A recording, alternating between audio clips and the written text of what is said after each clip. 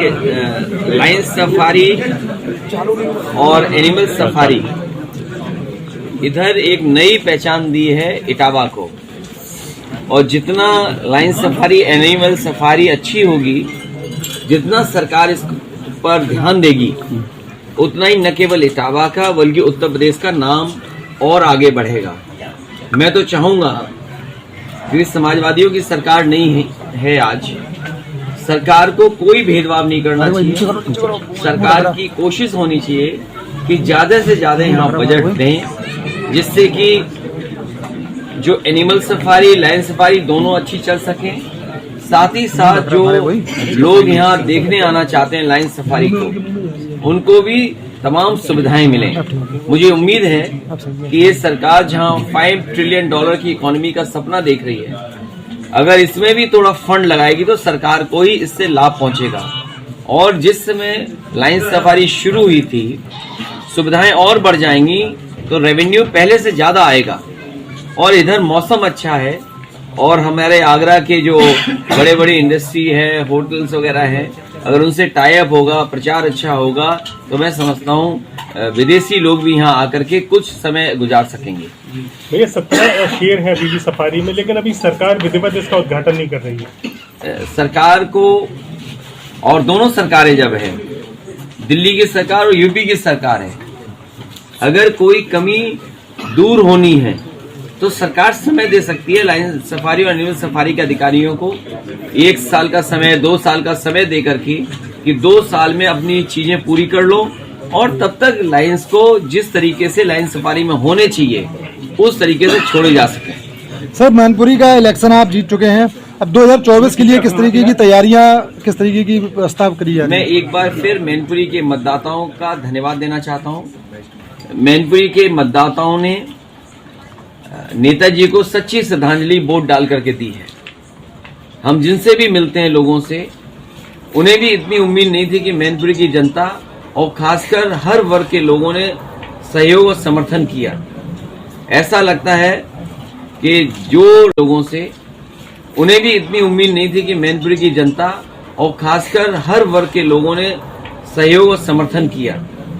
ऐसा लगता है कि जो रास्ता नेताजी ने दिखाया, डॉक्टर राम मनोहर लोहिया जी के रास्ते पे चलना, जो सिद्धांत बाबा साहब भीमराव अम्बेडकर जी ने दिए, उन दोनों विचारधाराओं के साथ साथ कोई वर्ग नहीं छूटा जिसने नेताजी के ना रहने पर उन्हें याद करके मतदान न किया हो, जिसकी वजह से लगभग 3 लाख वोटों से डिम्पल यादव वहां से चुनाव जीती।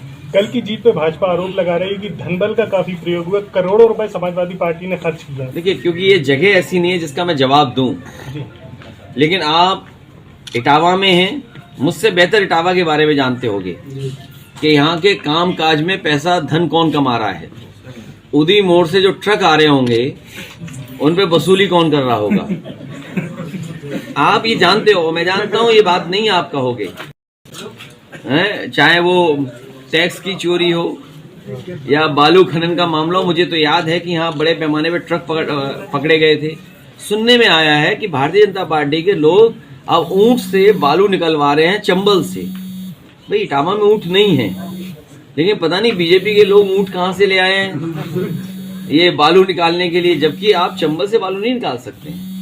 तो धनबल का इस्तेमाल नहीं हुआ। इन नेताजी के प्रति मैनपुरी की जनता की एक श्रद्धांजलि थी, उनके प्रति एक लगाव था। जो नेताजी ने जिंदगी भर वहाँ के लोगों के बीच में काम किया। नेताजी का परिचय कोई नया नहीं था मैनपुरी के लिए। और ये हमारा देश भारतीय है, भारत देश है, जहाँ एक लगाव हो जाता है। और मैं समझता हूँ भावनात्मक तरीके से नेताजी का जुड़ाव मैनपुरी के लोगों के साथ था। जब नेताजी नहीं रहे तो वहाँ की जनता ने विकास को और नेताजी के पक्ष में मतदान किया। जनता जानना चाहती है कि चाचा को कौन सी जिम्मेदारी दे रहे हैं। चाचा को हमेशा जिम्मेदारी मिलेगी, और समाजवादी पार्टी में आज हैं वो, उन्हें जिम्मेदारी मिलेगी। सुब्रत पाठक ने कहा है कि समाजवादी पार्टी ने शिवपाल सिंह को इसलिए अलग किया था क्योंकि गुंडे थी उनके पास, और यहाँ तक कि उन्होंने मुख्तार अंसारी को भी पार्टी में शामिल कराया था। मैं आपको बता दूं, एक मुंह में भरा हुआ खैनी खाने वाला कम से कम उसे खैनी छोड़ देनी चाहिए। जो पान भर करके लोकसभा में कन्नौज और आसपास के विकास के लिए एक बात नहीं कर सकते, कन्नौज में एक्सप्रेस वे किसने बनाया, या वहाँ आसपास क्यों नहीं बनाया? अब जब वो मुंह में इतना मसाला भर लेंगे तो वो कन्नौज के लिए विकास क्या मांगेंगे? और यहाँ तो मैं जानता हूँ इटावा में उनकी रिश्तेदारियाँ हैं, बहुत रिश्तेदारियाँ हैं इटावा में, और इटावा में भी जानते होंगे रिश्तेदारी। बालू निकलवा रहे हैं चंबल से। भाई इटावा में ऊँट नहीं है, लेकिन पता नहीं बीजेपी के लोग ऊँट कहाँ से ले आए हैं ये बालू निकालने के लिए, जबकि आप चंबल से बालू नहीं निकाल सकते। तो धनबल का इस्तेमाल नहीं हुआ। इन नेताजी के प्रति मैनपुरी की जनता की एक श्रद्धांजलि थी, उनके प्रति एक लगाव था। जो नेताजी ने जिंदगी भर वहाँ के लोगों के बीच में काम किया। नेताजी का परिचय कोई नया नहीं था मैनपुरी के लिए। और ये हमारा देश भारतीय है, भारत देश है, जहाँ एक लगाव हो जाता है। और मैं समझता हूँ भावनात्मक तरीके से नेताजी का जुड़ाव मैनपुरी के लोगों के साथ था। जब नेताजी नहीं रहे तो वहाँ की जनता ने विकास को और नेताजी के पक्ष में मतदान किया। जनता जानना चाहती है कि चाचा को कौन सी जिम्मेदारी दे रहे हैं। चाचा को हमेशा जिम्मेदारी मिलेगी, और समाजवादी पार्टी में आज हैं वो, उन्हें जिम्मेदारी मिलेगी।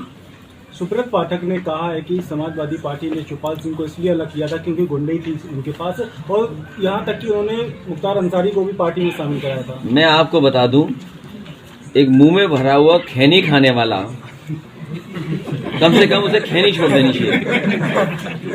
जो पान भर करके लोकसभा में कन्नौज और आसपास के विकास के लिए एक बात नहीं कर सकते।